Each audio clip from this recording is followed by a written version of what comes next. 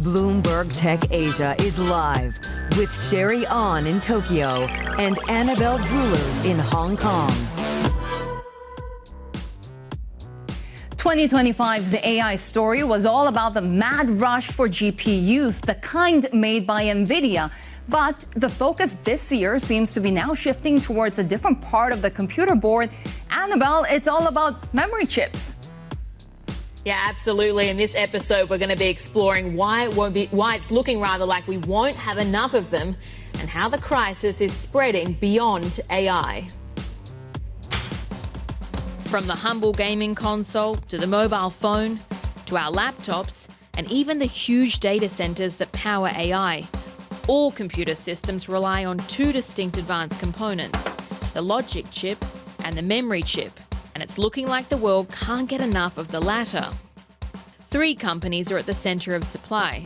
Korean giants Samsung and SK Hynix, as well as Macquarie in the US, make the bleeding-edge types of DRAM memory that are used by AI hyperscalers in data centres.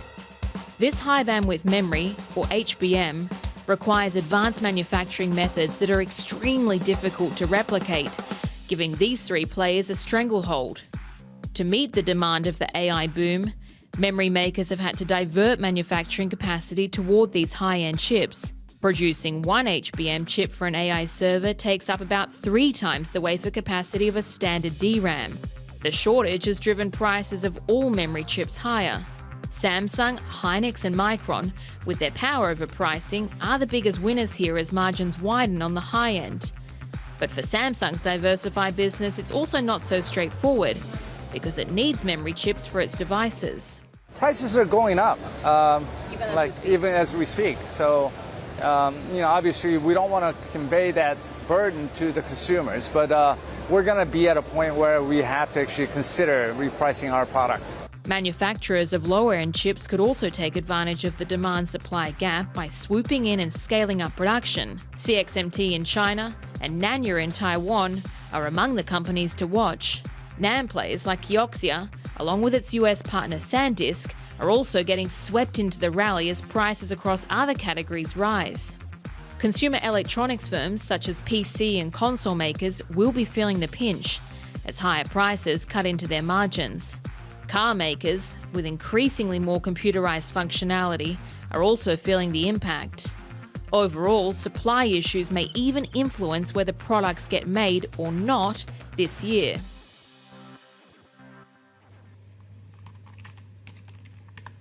Well, market researchers are seeing a sharp contraction in the smartphone market this year. We've been talking about IDC, of course, today, seeing a 13% decline.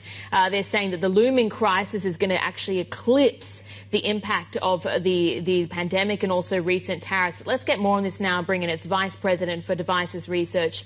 That's Bryan Ma. So, Bryan, of course, a report for us. It's perfectly timed today. But let's just get started, because you last made these projections 3 months ago. At that time, you were looking at a contraction of 1%. What has so substantially changed for you in the last few weeks that you're now at this point? Yeah, those prices have continued to escalate, right? I think, even back in November, there were already signs that these memory chips were going to, the supply was already tight. We were seeing some pressure on the market. But since that time, in November, just the weeks after we issued that forecast, things continued to escalate. We published another interim update in December. We were projecting some downside scenarios. In that scenario, we were going to like -6 kind of a range. And then you continue to move forward into January and now into February. Just the pressure has been quite immense on the market, where, as you pointed out, now we're looking at a 13% contraction this year. A lot of this is really coming from where the big challenge is, to be honest, is on the low end of the market, right? The sub $150 segment. If you think about those types of low end phones, when memory prices go up that much, it's very difficult for a vendor to be profitable in doing that. And so that's putting a lot of pressure on a lot of Chinese vendors. And, accordingly so, that actually is about 30% of the total market. So you can imagine that part of the market, when you look towards the tail end of 26 and into 27, we're looking at most of that going away, and that's going to be quite tough. And so that's a big reason behind this. Now, at least the premium part of the market is a little more sheltered. You think about the Apples and Samsungs of the world, as they release some of these premium products like Samsung did the other night, they've got a little more ability to compensate in that.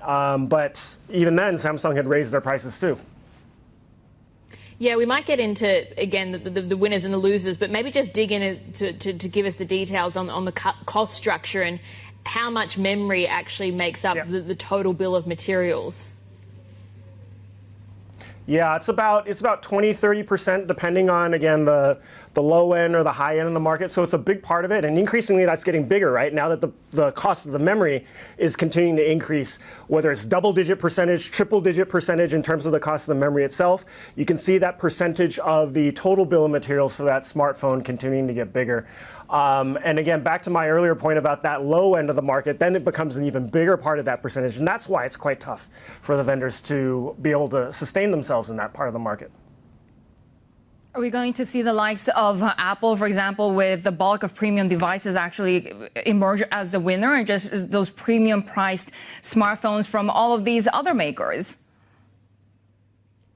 Yeah, so Apple, Samsung, whomever it is that's got more of the premium vendor products, those will continue to be a little more resilient, like I mentioned. Now, Apple, they're under price pressure as well too. So it'll be interesting to see.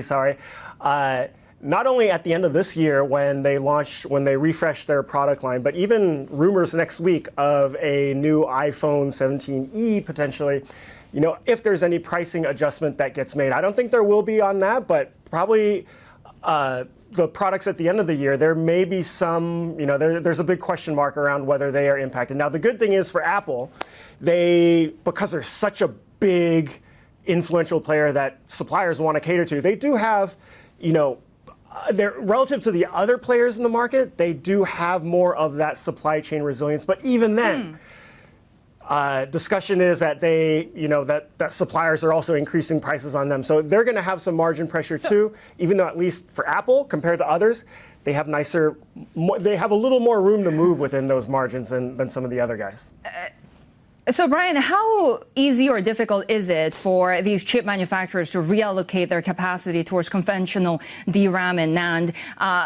And also, I guess, what do their contract structures look like for their clients? Because I would assume that they would be booked years in advance. And is it so easy to just continue to raise prices? Yeah, exactly. All great points. So, taking those one by one, as we look at how they are converting their lines, to the earlier segment or the earlier discussion, a lot of that is being diverted over to these data centers and to HBM. We have seen some indications of a couple of the vendors potentially increasing a bit of capacity as we go into next year. But again, that takes time to come about. And so we don't see that having an immediate impact to alleviate the shortage. Although, inevitably there is a limit to this elasticity. So we do think that as we go towards 27, we will start to see a bit more of a moderation in the prices, even if it's not completely going down. So that's one thing to consider. Now, to your other point about how these agreements look, a lot of these, whether it's a PC player, a smartphone player, they've had these agreements in place, and some of them with these long-term agreements in place. But what we're also finding is that despite these long-term agreements, a lot of these terms are changing, where these memory suppliers are being a lot more, these prices are just changing, and the prices are expiring very quickly. And so that's where, even if some of these OEMs are guaranteed from a supply perspective, the question is, of course, that price. That price still keeps creeping up, or creeping probably is too tame of a word, right? It's just surging upwards, and that's really the problem. Yeah. Bryan Ma, really good to get your insights. VP of Devices Research at IDC, as we'll continue to discuss some of the winners in this game. Coming up next, Samsung and SK Hynix winning the memory crunch with their combined market value now bigger than China's top tech firms. But will the rally last? We'll ask Macquarie Capital's head of Korea research, Daniel Kim, next. This is Bloomberg Tech Asia.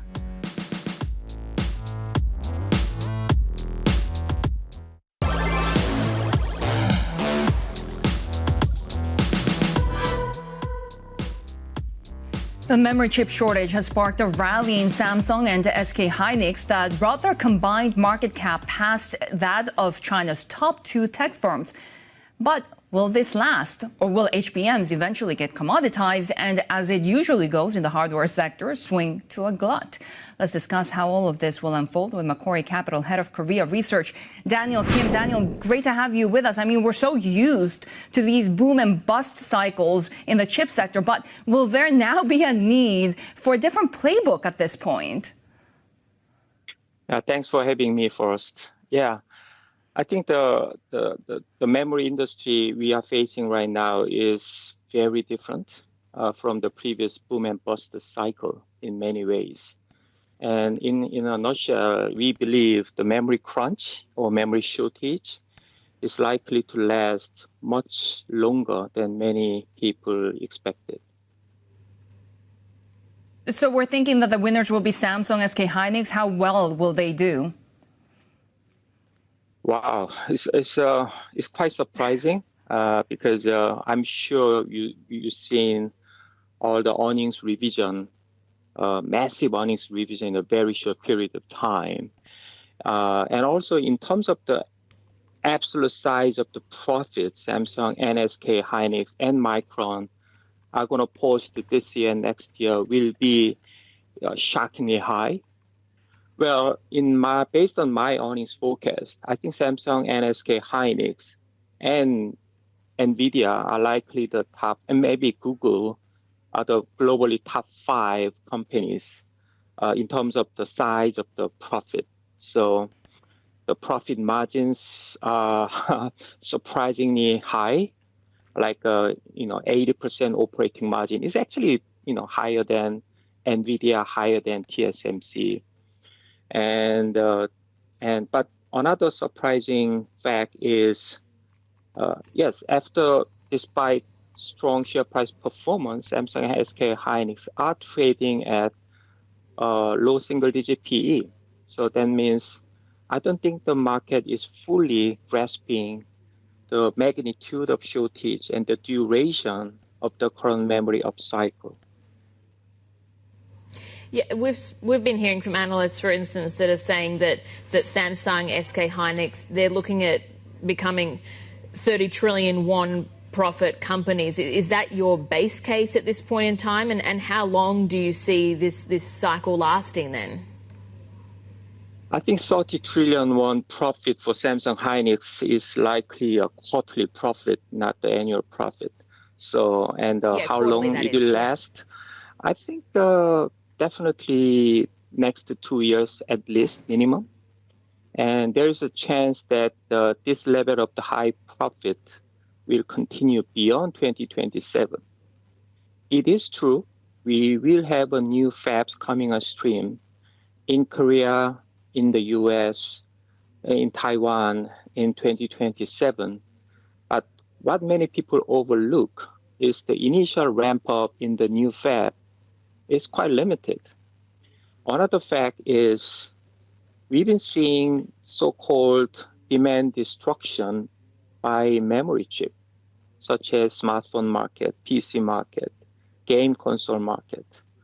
But bear in mind that this demand destruction is very different from the demand in, let's say, hotel room or airplane ticket.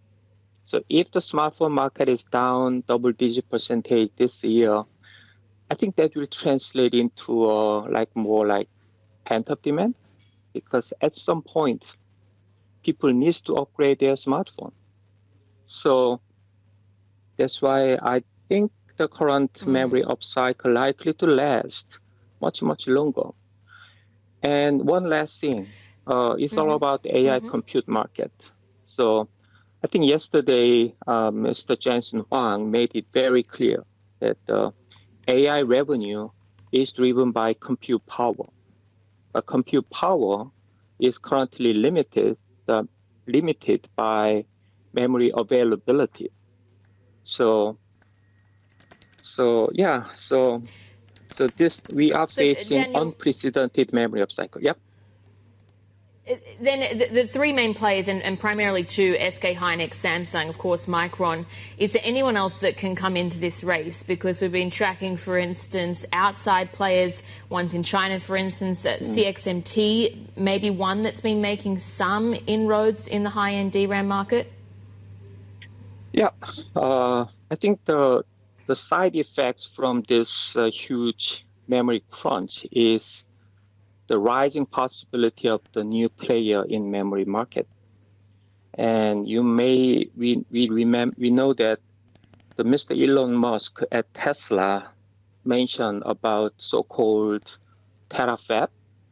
And terafab is not just a memory chip, but also a logic chip. But we are not just memory, actually big shortage in overall semiconductor market. So we might see a new entrant, new player in the game. Chinese companies, yes, CXMT is growing capacity and trying to catch up with the three memory companies in terms of technology, but they have some inherent hurdle because there are U.S. regulation on the cutting-edge node chip making tool import ban. But even Chinese DRAM companies and NAND companies, their availability supply is also quite limited at the moment. Daniel, great to have you with us this morning. That was Daniel Kim, their head of Korea research at Macquarie. And up next, we're going to be taking a look at Kioxia. That's as the Japanese flash memory maker bets on high-density storage for AI centers, while its rivals chase high bandwidth memory. More ahead. This is Bloomberg.